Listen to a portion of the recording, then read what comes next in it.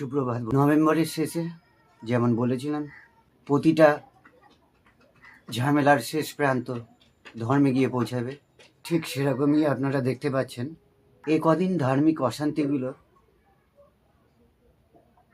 মৌখিকভাবে হচ্ছিল, মানসিকভাবে।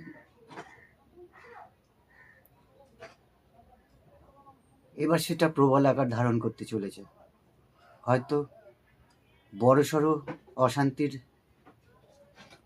আশঙ্কা করা যাচ্ছে। ভারতবর্ষে যতটা হবে, বিদেশে এর প্রভাব কিন্তু আরো বেশি হবে।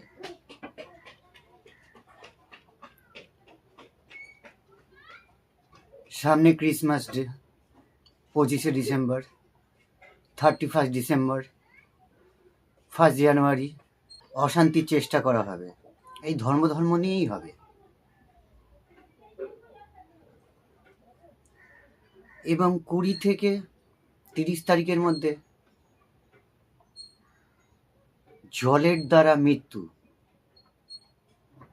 এটা ভারতবর্ষের দক্ষিণে কিংবা ভারতবর্ষ থেকে দক্ষিণে কোনো দেশে দেখা যাবে। 25 থেকে 5ই জানুয়ারি পর্যন্ত একটি ঘূর্ণিঝড় আসার কথা আগেই জানিয়েছিলাম আপনাদের। এর মধ্যেই ওইটার সাথে এই জলের মৃত্যুর কোনো সম্পর্ক আছে কিনা সেটা ভেবে দেখার বিষয় আছে।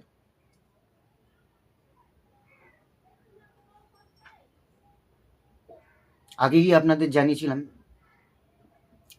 29শে জানুয়ারি অবধি, আমাদের এখানে 15ই জানুয়ারি অবধি যে কোনো বড় অনুষ্ঠান,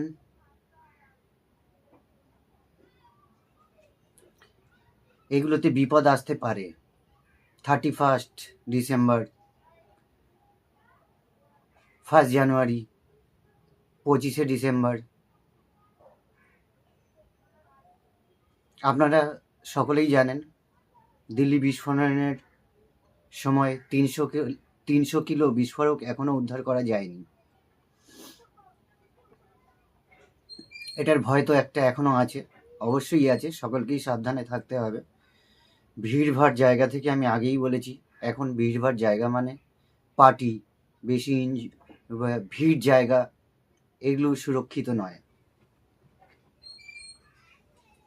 এমন কোনো জায়গা যেখানে কোনো সুপারস্টার এসছে, কোনো অনুষ্ঠান হচ্ছে, প্রচুর লোক এক জায়গায় রয়েছে, এরকম জায়গা বিপদের মধ্যে থাকবে অন্তত 15ই জানুয়ারি অবধি, বিদেশে 29শে জানুয়ারি অবধি। যত রকম ফেস্টিভ্যাল বিদেশে মানানো হচ্ছে, প্রায় 50% এগুলোতে বিপদের মধ্যেই থাকবে। অনেক কিছু হতে পারে, অঙ্গারক যোগ সৃষ্টি হয়েছে। এটা যেমন তেমন বিস্ফোরণ না, ভয়ানক বিস্ফোরণের সংযোগ তৈরি হয়েছে। এরকম কোনো ইভেন্টে যখনই আপনারা যাবেন,